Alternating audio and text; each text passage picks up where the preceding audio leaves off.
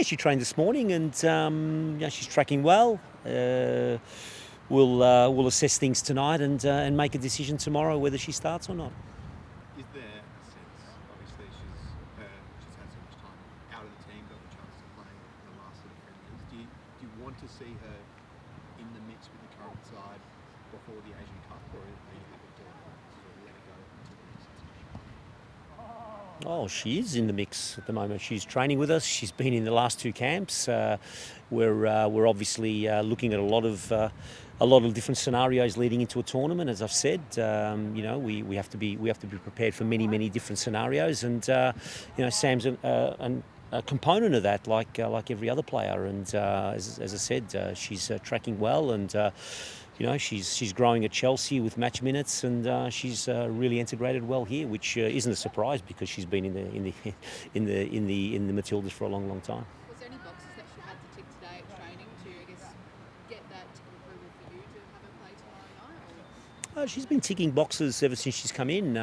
We just want it to be like every player. We assess their situation, and we assess where they're at, and we ask the players also how they're feeling, because they know their bodies better sometimes, and they know where they've come from, and we've obviously got all the statistical data, but as far as we're concerned, we just with every player we manage every player accordingly, and they're all at different levels and they're all at different scenarios, and as I said, we need them here, to paint the pictures for the scenarios at the Asian Cup. Couldn't have asked for much more Friday night. How happy were you with that performance? Yeah, look, I think we've been building an idea of football. We've been building an idea of football because we believe it's what we need to go ahead. Not just at the Asian Cup, but as a nation, and also as an elite national team. And we saw signs of it. Do we need some more continuity? Absolutely. How are we going to find that continuity when they all go away tomorrow night? It might be difficult. But I think the thing that I've said from day one is to get some key messages on what we believe is the best way to approach games, and we saw a good base the other night.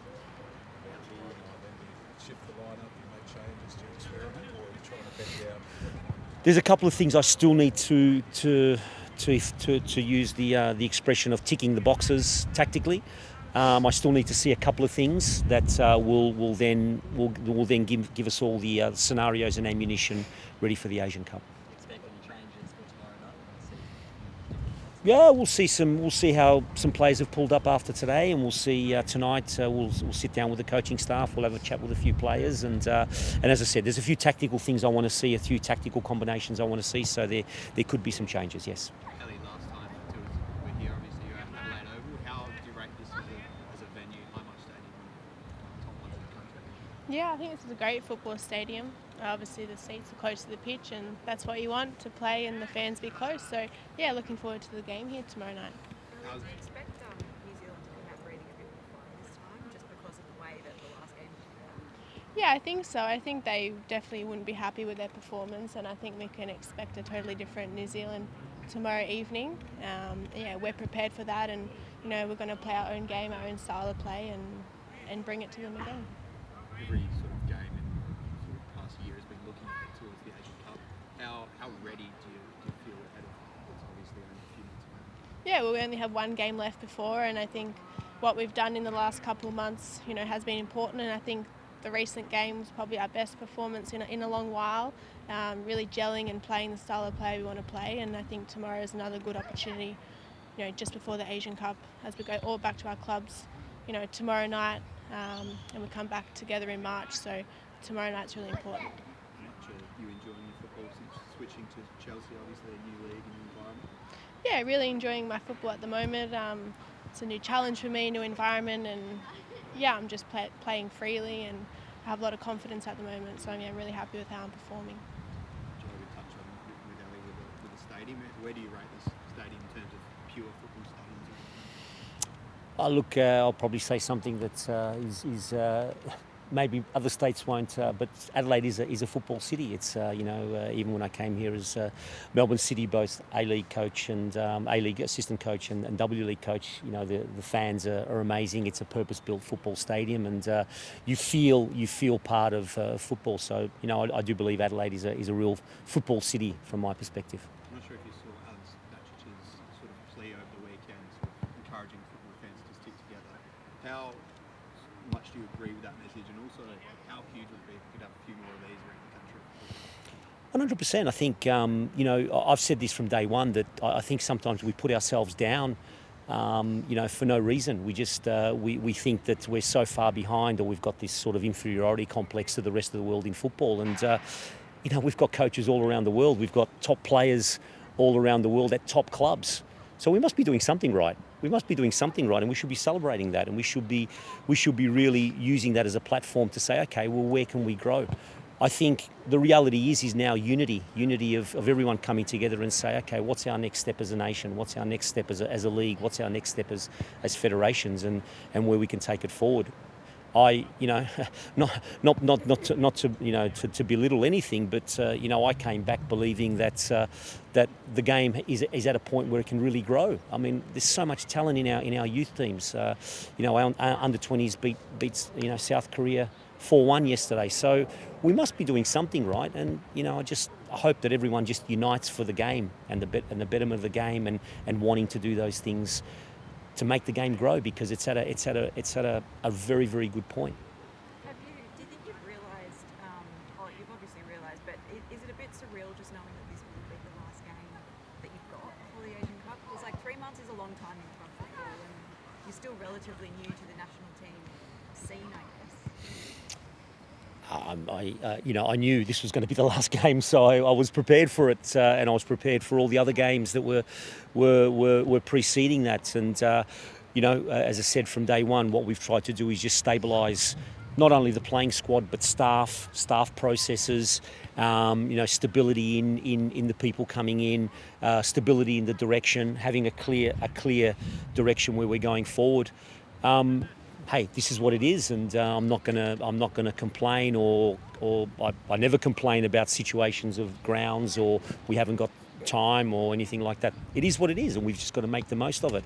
And as I keep saying, it's what we do from now with the players who are going back to their relative clubs.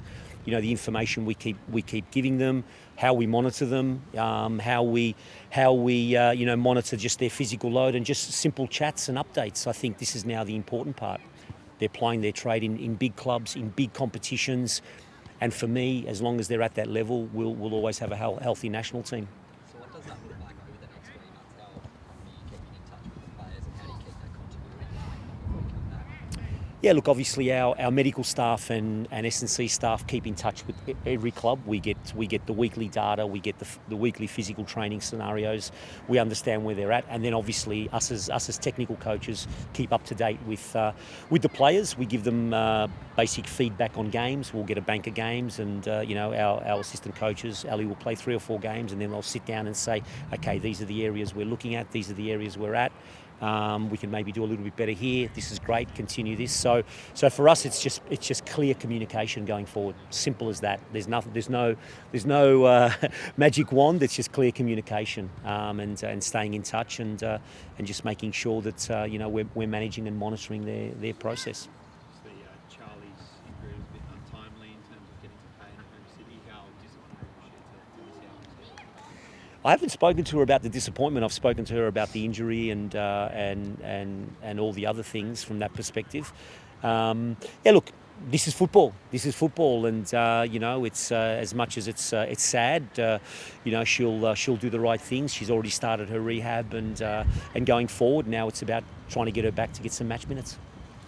Ellie, how big was it? I touched on Sam before in terms of going back and Matilda's sense, but how big was it for you acclimatising to a new club, having someone that you've got close to a relationship with, as well for her, obviously coming back for such a long time? Yeah, I think it's great always going into a new club environment, knowing someone, I've known Sam for 10 years now, playing with her, so it's lovely to be in the same club team as her, and also building those connections on the pitch, and that's only going to help us here, obviously, with the national team. I think we've got one last question question from Cal. Hi Ellie, I would just like to wonder, what are the essentials do you need to become a professional football player? Oh, the essentials. The essentials. Hard work. I think that never gets you anywhere unless you give 100% with everything. And I've always stuck to always be better than the person next to you, or be the best every training, every game, and never give up. Good question. Well done. That's us, guys. Thanks, everyone. Thank you. Always a pleasure. Thank you. Thank you.